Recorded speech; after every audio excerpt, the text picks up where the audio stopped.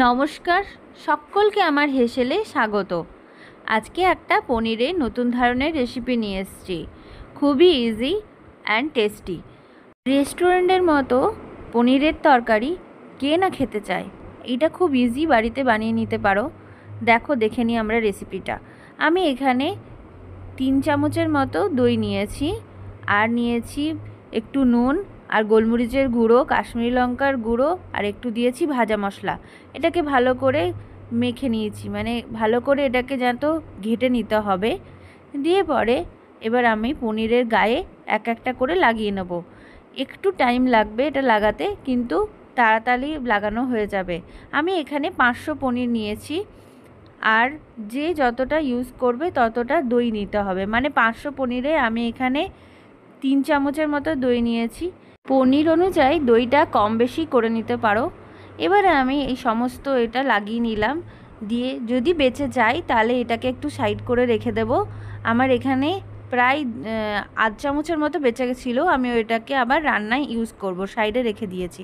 আর এখানে আমি নিয়েছি শুকনো বেসন, আর তেল দিয়েছি কড়াইয়ে। এবারে হালকা করে ডিপ করে নেব শুকনো বেসনের মধ্যে ডিপ করে আমি তেলে ভাজবো। এটা কিন্তু গোলা বেসন দিয়ে করা যাবে না, এমনি ড্রাই বেসন দিয়েই করতে হবে। দিয়ে পরে এটাকে সুন্দর করে তেলে ভেজে নেব যতক্ষণ না গোল্ডেন ফ্রাই হচ্ছে।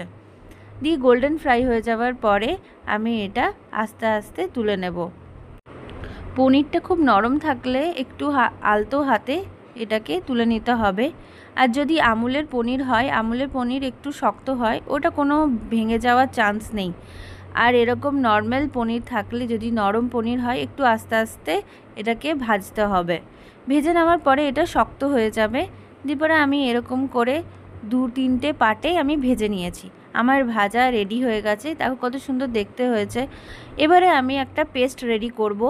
আমি এখানে কাজু নিয়েছি 4টে, আমি কাঁচা লঙ্কা নিয়েছি, আর টমেটো একটা বড় নিয়েছি। ঝালটা নিজের ইচ্ছে মতো অ্যাডজাস্ট করে নিতে পারো। আমি এখানে বেশি ঝাল দিইনি, 4টে কাঁচা লঙ্কাই দিয়েছি। এবারে আমি এটাকে পেস্ট করে নেব। আর 1 টুকরো আদা কুচিও দিয়েছি। ব্যাস, আর কিচ্ছু লাগবে না। এবার এটাকে গ্রাইন্ডারে পেস্ট করে নিচ্ছি। দিয়ে পরে আমি একদিকে কড়াইয়ে তেলটা যতটা ছিল ওর মধ্যে 1 চামচের মতো ঘি দিচ্ছি। ব্যাস, এবারে আমি গোটা গরম মশলা দিচ্ছি, যেরকম বড় এলাচ একটা, 4টে লবঙ্গ দিয়েছি, আর দারচিনি দিয়েছি, আর তেজপাতা। ব্যাস, এবারে আমি ওই পেস্টটা ঢেলে দিচ্ছি। দিয়ে পেস্টটা একটুখানি ভালোক্ষণ নাড়াতে হবে যতক্ষণ না তেল ছাড়ছে। কত সুন্দর তেল ছেড়ে দেবে, বেশিক্ষণের মতো লাগবে না। খুবই ইজি, আর খুব তাড়াতাড়িও রান্নাটা হয়ে যাবে, ঝটপটের মতনই রান্নাটা হয়ে যাবে। এখানে আমার ভিডিও কেমন লাগছে জানাতে ভুলো না। আর এই ঝোলটার মধ্যে আমি এখানে নুন আর চিনি দিয়ে দিয়েছি, আর মিক্সির বাটির জলটাও দিয়ে দিয়েছি। দিয়ে পরে আরও কিছুক্ষণ নাড়িয়ে নিতে হবে। এবারে আমি একটুখানি মশলাগুলো দিয়ে দিচ্ছি, যেরকম কাশ্মীরি লঙ্কার গুঁড়ো, একটু ভাজা মশলা, জিরে গুঁড়ো, ধনে গুঁড়ো এখানে দিয়ে দিলাম, অ্যাড করে নিয়েছি। এবারে আমি এটাকে ভালো করে খুন্তি দিয়ে নেড়ে নেব।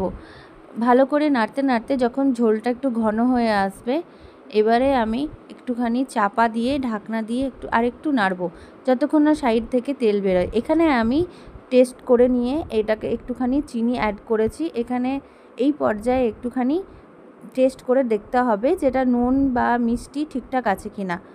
এবারে আমি একটু জল দিয়ে দিয়েছি। এবারে পনিরগুলো ঢেলে দেবো সব।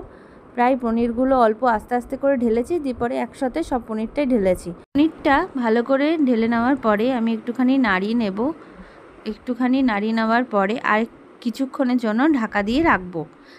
এদিকে আমি একটুখানি কস্তুরি মেথি একটুখানি গরম করে নিচ্ছি একটা ছোক প্যানের মধ্যে। দিয়ে পরে এটাকে ভালো করে গুঁড়ো করে নেব। দিয়ে এবারে পনিরের ওপরে ভালো করে ছড়িয়ে দেব। আমাদের রেডি হয়ে গেল মহারানী পনির। কেমন লাগলো জানাতে ভুলো না। Thank you so much.